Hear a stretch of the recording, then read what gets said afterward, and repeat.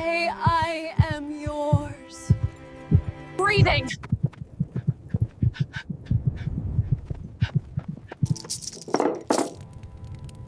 I don't keep such things. Keep the memory. Dust Creek, Arizona Territory, 1,874 high noon. The desert held its breath like a clenched fist. Air trembled over the flats. Light so bright it carved the bones out of thought. Nothing moved except the buzzards tracing slow circles over Ghost Pass. Even the flies gave up their songs.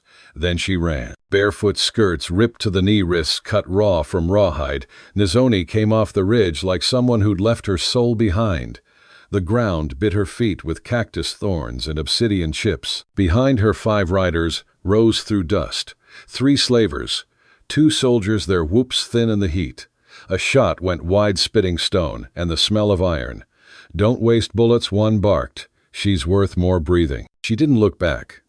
Looking back gave shape to what hunted you. She kept her head turned sideways, listening to the desert.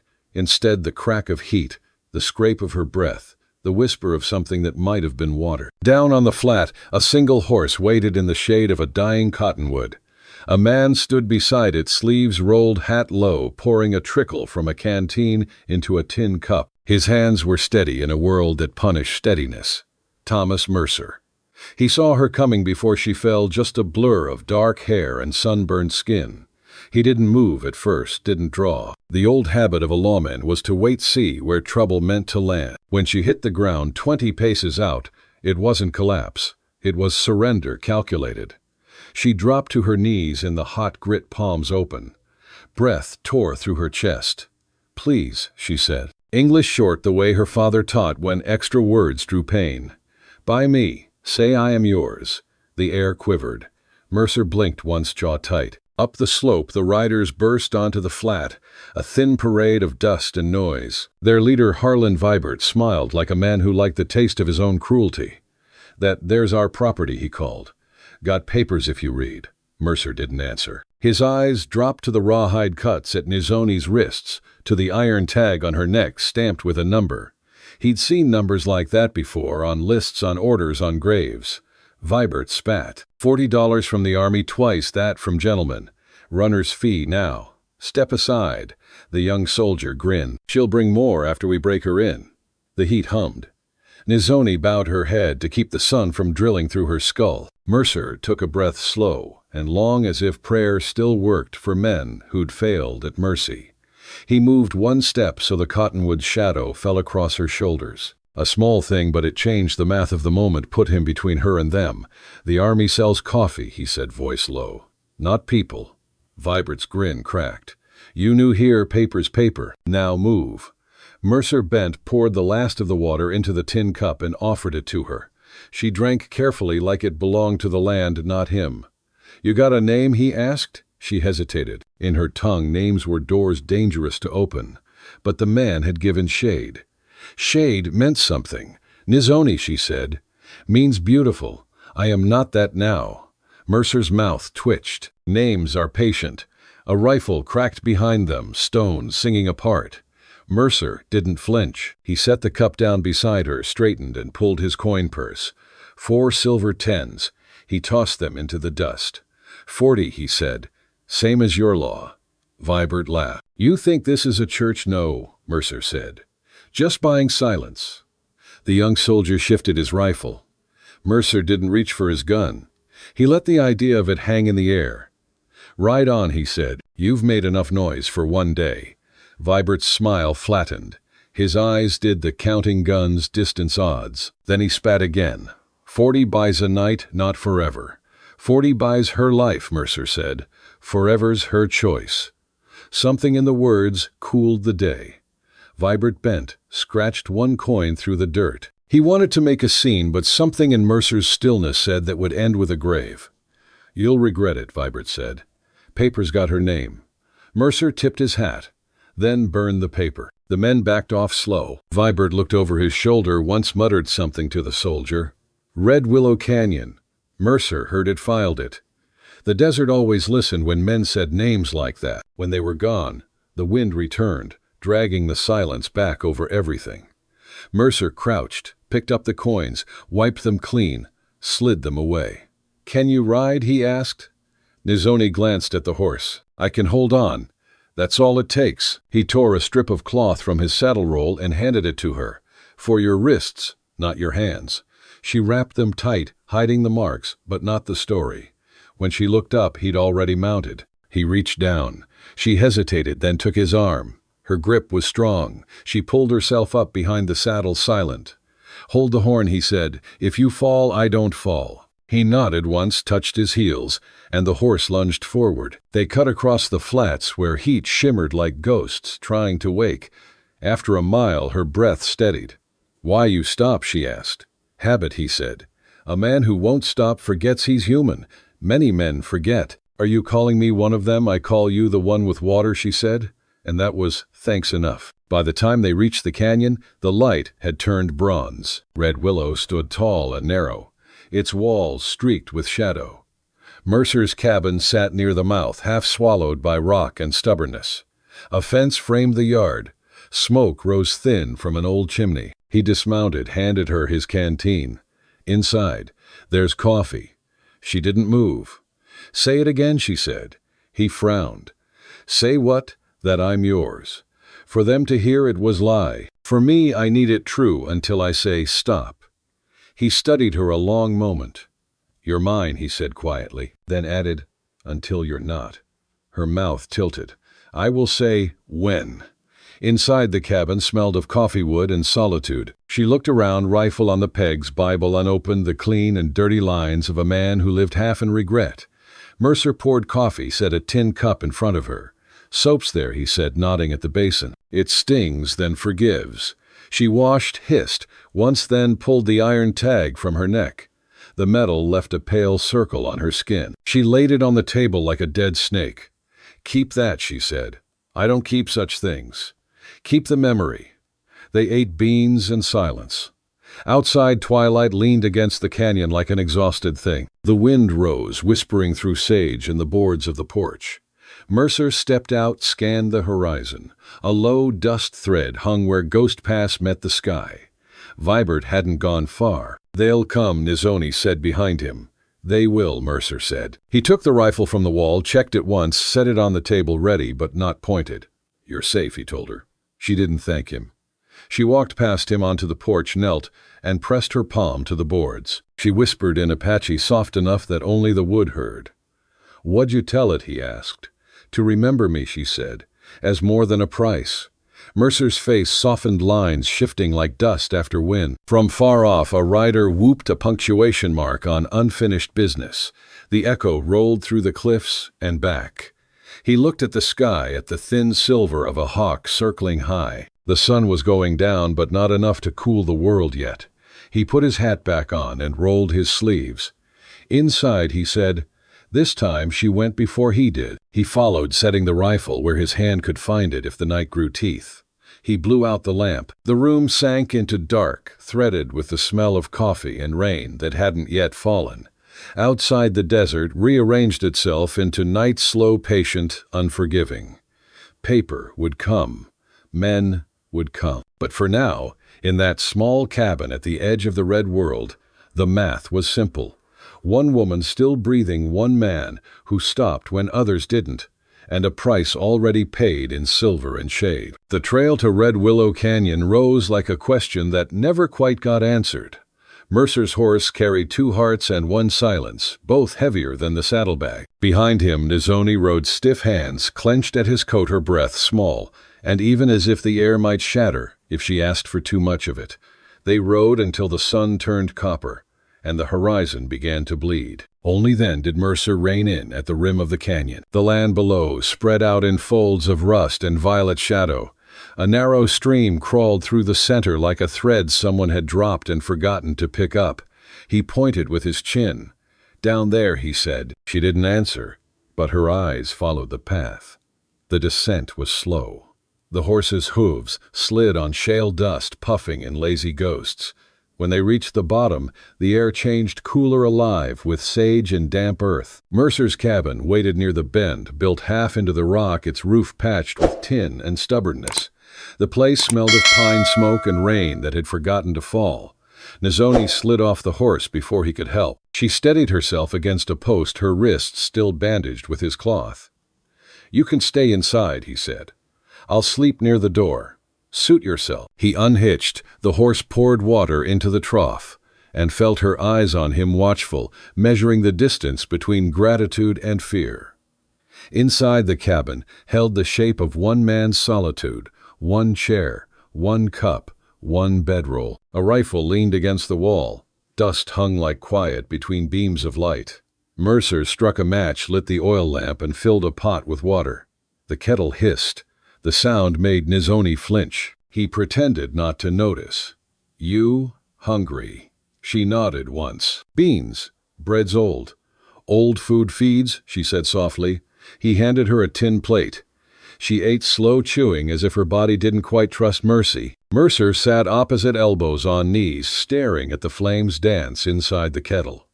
The small sounds of eating filled the space like new weather. After a while she asked, "Why you help me?" Mercer shrugged. "Wasn't planning to." Then why he poked the coals with a stick, watched sparks lift, like insects seeking purpose. "Maybe I remembered something I wanted to forget." Nizhoni's gaze dropped to the rope scars on her wrists. Men remember what they own, not what they break. Her words were calm, not cruel, the kind of truth that didn't need volume. Mercer looked at her then properly. "You talk like you've already forgiven the world." She met his eyes. "Forgiving is just living without choking on the past." He didn't answer. There were too many pasts to choke on. That night, after the dishes were stacked and the lamp turned low, Mercer spread a blanket near the hearth. "You take the bed," he said. She shook her head. "I sleep by the fire. The floor doesn't judge." He almost smiled. "Neither do I. That's what men say before they remember how." Her tone left no room for argument. Mercer lay down on his cot, staring at the roof beams, listening. The wind slipped through the cracks, carrying scents of juniper and old smoke. Somewhere, a coyote called long and hollow. Then, beneath it, another sound, soft, rhythmic, almost human. Nizhoni was humming. The melody rose and fell like breath. The tune had no words, he knew, but it filled the cabin until the air itself seemed to ease its shoulders. Mercer turned toward the fire. Her face flickered and the light eyes half closed. The marks on her wrists caught the glow rings of shadow and gold. She wasn't praying, she was remembering. He listened until sleep came, and for the first time in years, the dark didn't bite. Morning was a pale wash of light over the canyon walls. Mercer woke to the sound of movement, quiet, efficient. Nizhoni was outside, sweeping dust off the porch with a bundle of dry grass. The cloth around her wrists had loosened, stained with rust-colored blood. "You don't have to do that," he said. "I know." Her voice was even. She finished sweeping, then bent to gather a handful of ashes from the fire pit, scattered them across the dirt. "What's that for?" "For peace," she said. "Ash feeds the next fire." Mercer watched her, a flicker of something in his chest. He didn't recognize pride, maybe, or the ache of respect. When the sun climbed higher, he saddled the horse. "I need to check the ridge. Make sure no one follow." She wiped her hands on her skirt. "They will follow, I know, but they'll have to find the way first. I can hide the trail," she offered, "if you trust me." Mercer hesitated. Then he nodded. "Show me." They spent the morning walking back along their own tracks. Nizhoni bent low, brushing sage branches over the prints, rearranging loose stones, breaking cactus stems to confuse direction. Her movements were patient, precise. She didn't speak until they reached the ridge. "You hunted before?" she asked. "Tracked men," he said. She studied him a moment. Different kind of prey. Sometimes not so different. When they turned back, Mercer noticed her hands trembling slightly. He offered his canteen. She drank, then handed it back, their fingers brushing. For a heartbeat, the contact felt like something fragile learning to live. They reached the cabin near noon. He fed the horse. She gathered sage and hung it to dry. The rhythm of work made silence easy. By evening, the air smelled of smoke and green resin. At supper, Nizhoni sat near the door legs, tucked beneath her. "You lived here long?" she asked. 5 years. "Alone," he nodded. "Some men are built for quiet." She tilted her head. No one is built for ghosts. The words landed deep. Mercer's jaw tightened. You think you know ghosts I buried enough? He almost told her then about the raid on the San Carlos camp, the fire, the screams that never left his ears but stopped. Confession was a luxury earned, not owed. Instead he said, "Get some sleep. I'll keep watch." She didn't argue, just laid down near the hearth again, turning her back to the light. The cabin breathed with the crackle of pine sap. Mercer sat on the porch, rifle across his knees. The moon dragged silver across the canyon. Somewhere far off a horse whinnied, one note cut short. He listened hard, but the night swallowed the sound. He turned his eyes to the valley below, to the thin river that reflected starlight like a wound trying to heal. For the first time he wasn't sure if he was guarding her or she was guarding something in him. By dawn the air smelled of rain, though no cloud showed. Nizhoni stirred the fire back to life, moving with quiet assurance. Mercer poured coffee, the rich bitterness grounding him. "You sleep a little." He handed her a tin cup. "You could leave. Take the horse." She looked out the window. "And go where the world outside has longer chains." Mercer didn't reply. He stared into the steam. A sudden gust rattled the shutters. Both turned toward the sound. On the far ridge, 3 dark specks moved against the light riders. Too far to see faces, close enough to see dust.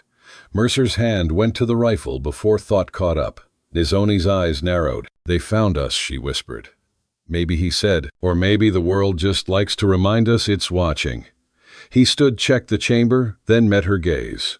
"If they come, you stay behind the wall. Don't run." She reached for the knife on the table, slid it into her belt. "I don't run," she said.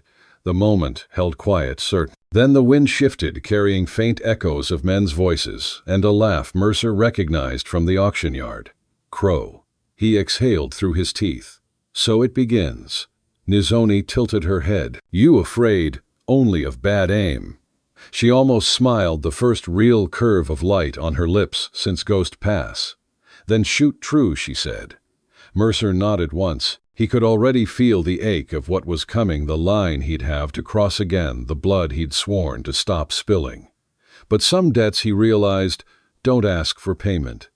They ask for witnesses. He stepped outside, the rifle warm against his palm. The canyon wind carried dust down from the ridge, and in it, the faint taste of copper. Behind him, Nizhoni's voice rose in a low hum, the same melody from the night before. The song wove through the air, thin as smoke, steady as a heartbeat.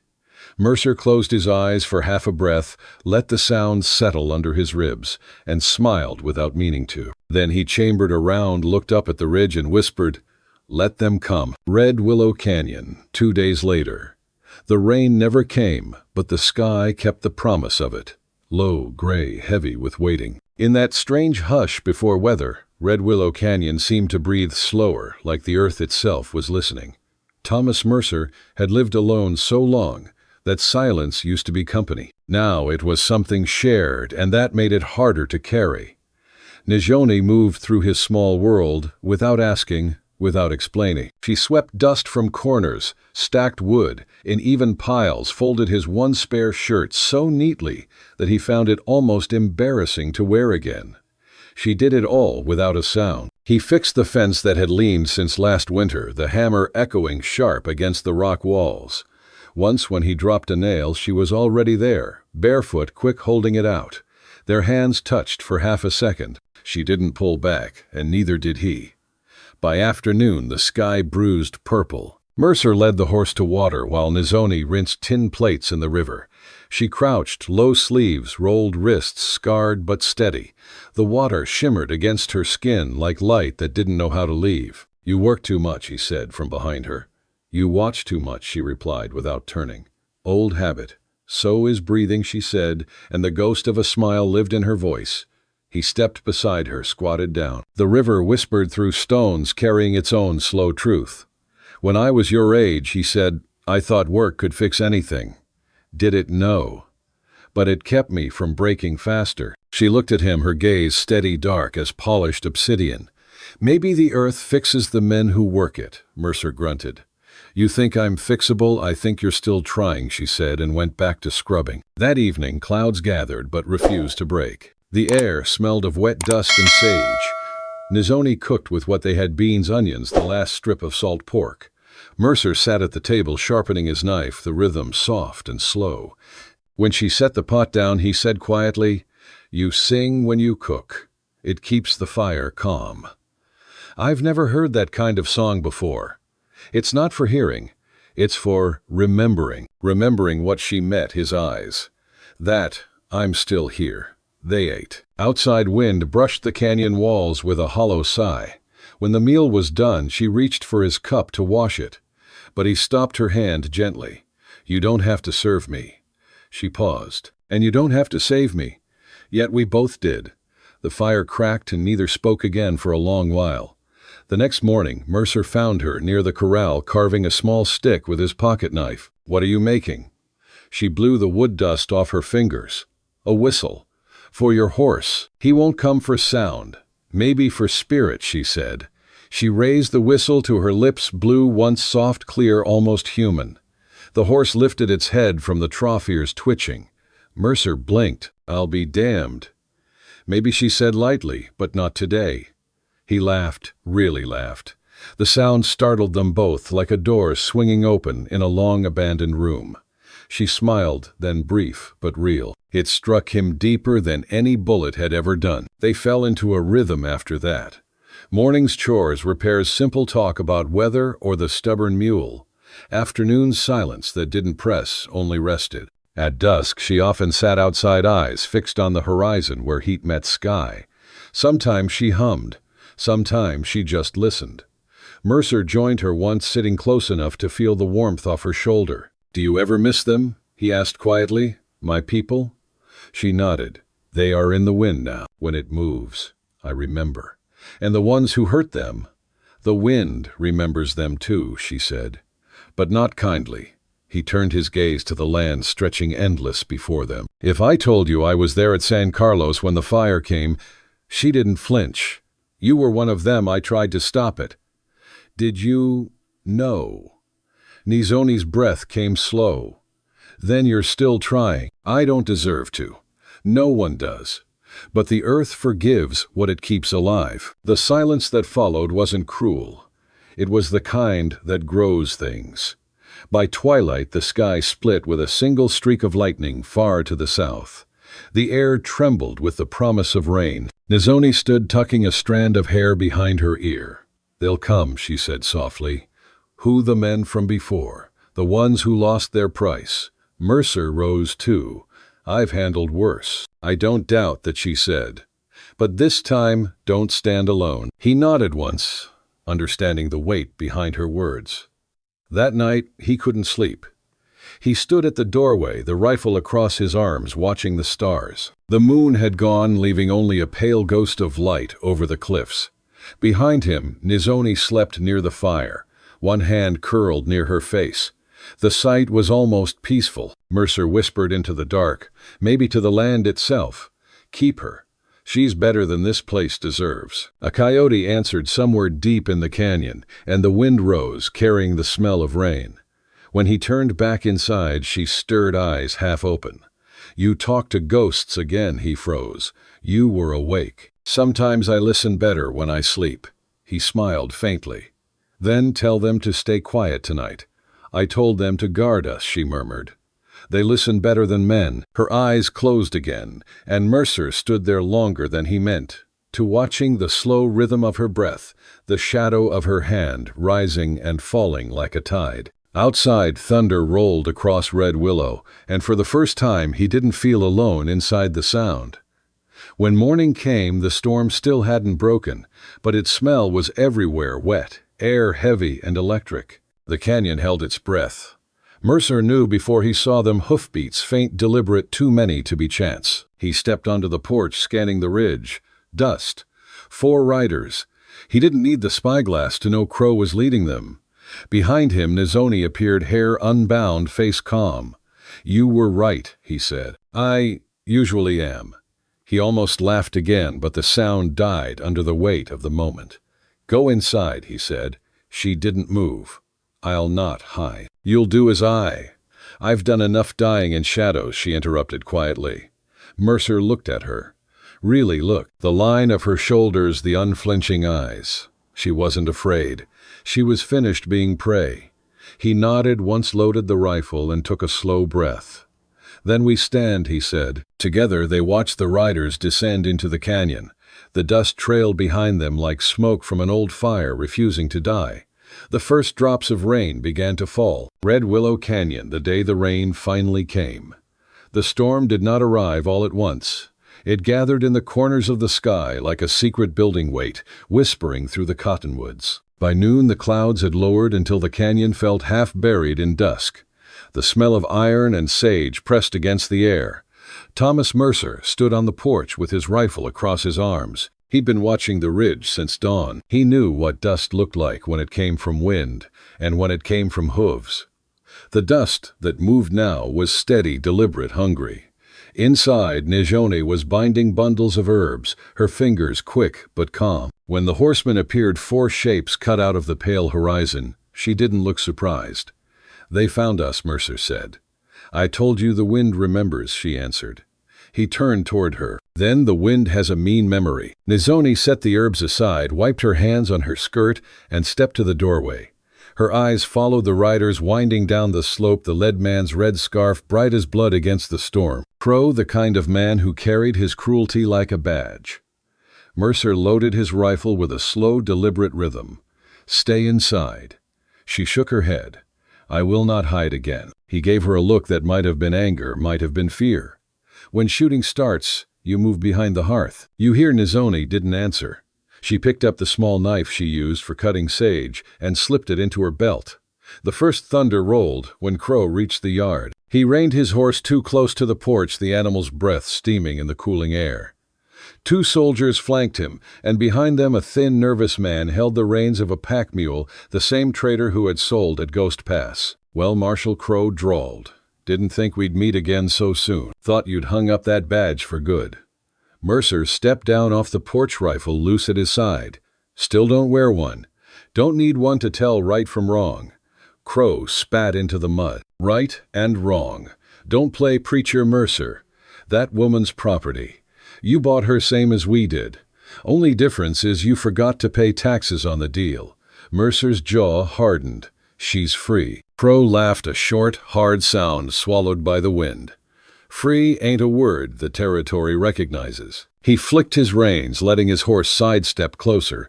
"Now hand her over, and maybe I'll let you keep breathing desert air." Nizhoni stepped out before Mercer could stop her. The wind tugged her hair across her face. Her eyes were steady, black and bright. "You come with papers," she said quietly, "but no souls." Crow turned toward her, grinning. "Hear that, boys? She talks like she thinks she's still people," the trader muttered. "Just give her up, Mercer. No sense dying for what's already broken." Mercer lifted his rifle, then one motion smooth and certain. "Back your horses out of my yard." Crow's smile didn't reach his eyes. "You'd shoot a man for talking, I'd shoot a man for not listening." For a long, wet heartbeat, the world held still. The rain began not hard, but cold, thin needles cutting through heat and dust. One drop struck Mercer's cheek, ran down to the corner of his mouth, tasted like rust. Crow moved first. His pistol came up, a flash of metal against gray light. Mercer fired before thought caught up. The shot cracked the air in half. Crow's hat jumped from his head. The bullet grazed the brim and shaved a line across his temple. The horses reared, screaming. Then everything broke loose. The soldiers fired wild bullets, chewing the porch rail. Splinters sliced the rain.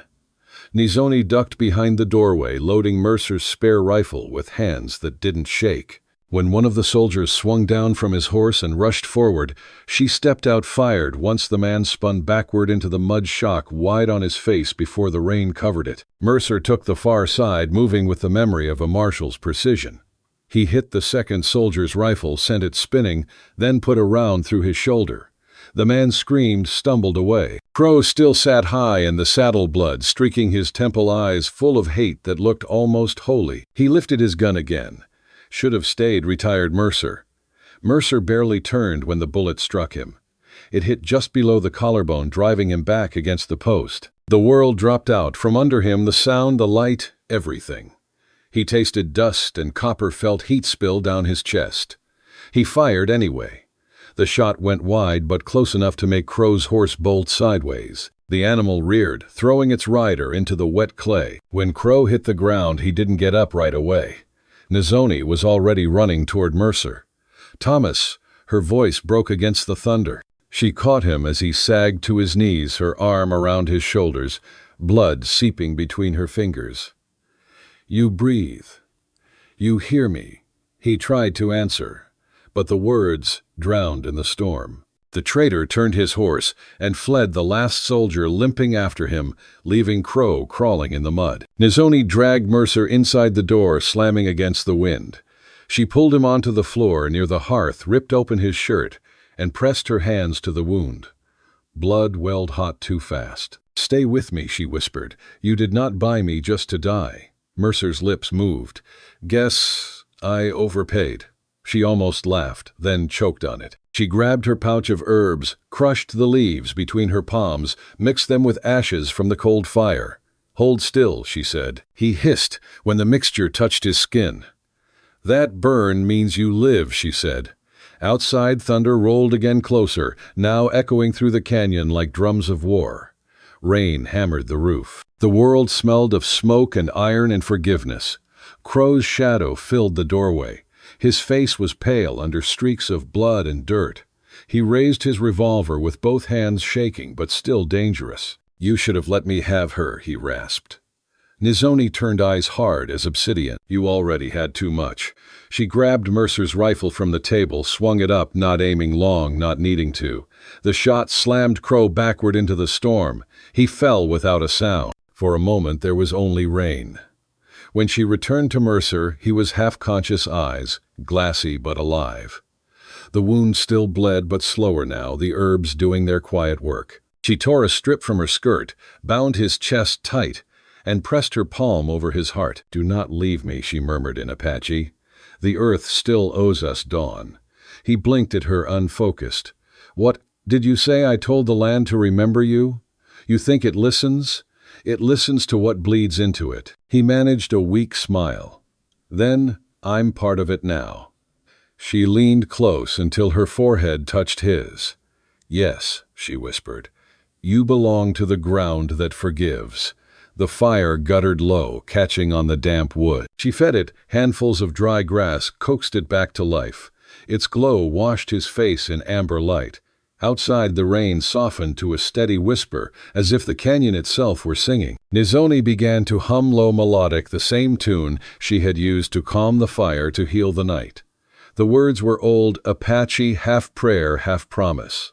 Mercer's breathing eased, falling in rhythm with the song. He drifted toward sleep. The pain blurred, replaced by warmth, the smell of sage, the press of her hand, the quiet insistence of life refusing to stop. Somewhere deep in that haze, he heard her voice again. "You gave silver. I give breath. Now we are even." By midnight, the storm had passed.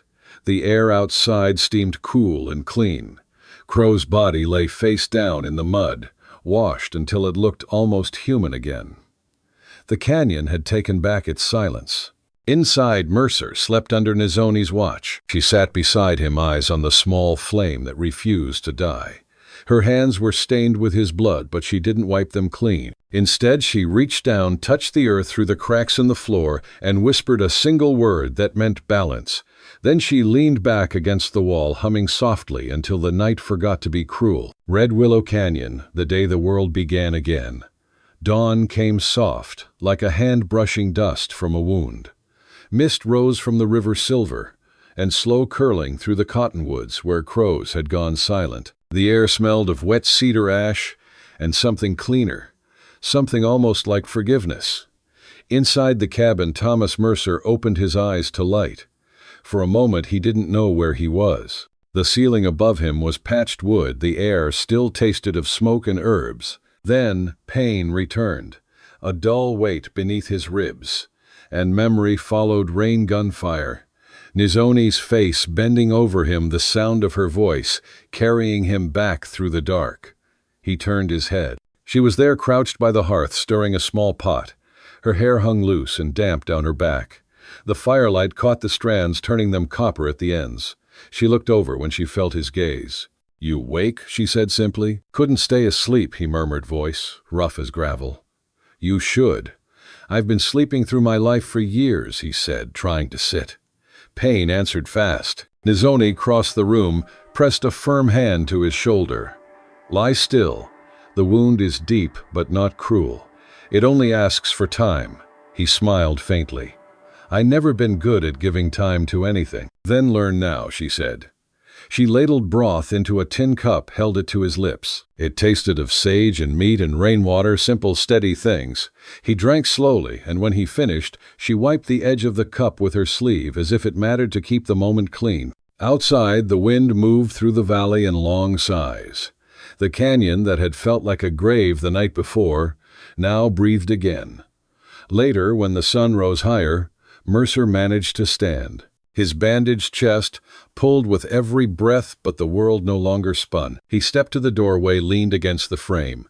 The yard was quiet except for the drip of water from the eaves. The body of Crow was gone. Only a shallow mound near the river showed where Nizhoni had buried him. "You shouldn't have done that alone," Mercer said when she joined him. "I wasn't alone," she answered.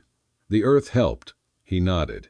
"It always does if you let it." For a long moment they stood side by side, watching the river thicken in the morning light. The sky had gone clean blue, the kind that makes even scars look like part of something whole. Nizhoni walked a few steps toward the yard. There, near the porch, the ground had been turned over a small patch of black soil, soft from the rain. Mercer frowned. "What are you planting my father's seed?" she said, kneeling. "Corn that remembers water. I carried it since before the soldiers came." He stepped closer. "You think it'll grow here. If corn will grow, the land still forgives." She pressed each kernel into the soil, her hands gentle, sure. Mercer knelt beside her without thinking. The movement pulled at his shoulder, but he didn't stop. He scooped a handful of earth, dark and cool, and covered the seeds she'd planted. When they finished, she sat back on her heels. Dirt streaked her wrists. Her breath clouded faintly in the cool air. "You think the land can forgive me too?" he asked quietly. Nizhoni brushed the soil from her fingers. "You bled into it. That's how the earth remembers who belongs." Mercer looked down at the ground, at the small patch that would one day be green. "Guess I belong then." "Yes," she said. "But belonging is not owning. Remember that." "I do," he said softly. "You taught me." The day stretched slow. Mercer fixed the broken latch on the barn. Nizhoni fetched water from the river. Every movement was simple, deliberate, almost ceremonial, as if the act of living itself needed to be learned again. By afternoon, clouds gathered over the ridge, white and harmless. The world smelled of sun on wet earth. Nizhoni sat on the porch, weaving a small braid from strands of horsehair. Mercer joined her, lowering himself onto the step beside her. "What's that?" he asked. "A reminder of what that mercy doesn't end, where pain begins." She finished the braid, tied it with a strip of cloth, and held it out. "My people give this to those who listen to the land," she said, "to remind them not to forget." Mercer took it, gently ran a thumb over the coarse weave. "You trust me with that?" Her eyes softened. "I trust what I see in you." He hesitated. "And what do you see?" "A man who stopped running when the world told him to hide." He said nothing, only slipped the braid around his wrist. The fibers scratched lightly against his skin, grounding him more than any prayer. As the sun began to fall, they sat together in the long light. The canyon glowed copper and gold.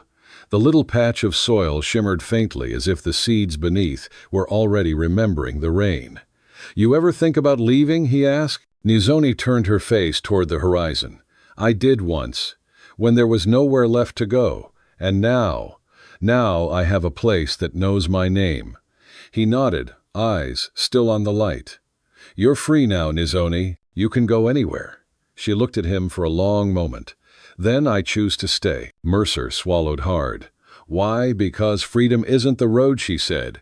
"It's the hands that build home." He reached out, rested his palm over hers. Their fingers met rough and steady. Neither spoke. The wind carried through the canyon, soft as breath, threading between them. When night came, the stars rose clear, reflected in the river like scattered embers. Mercer sat on the porch steps, his rifle leaning idle against the wall, the pain in his shoulder fading to a dull memory.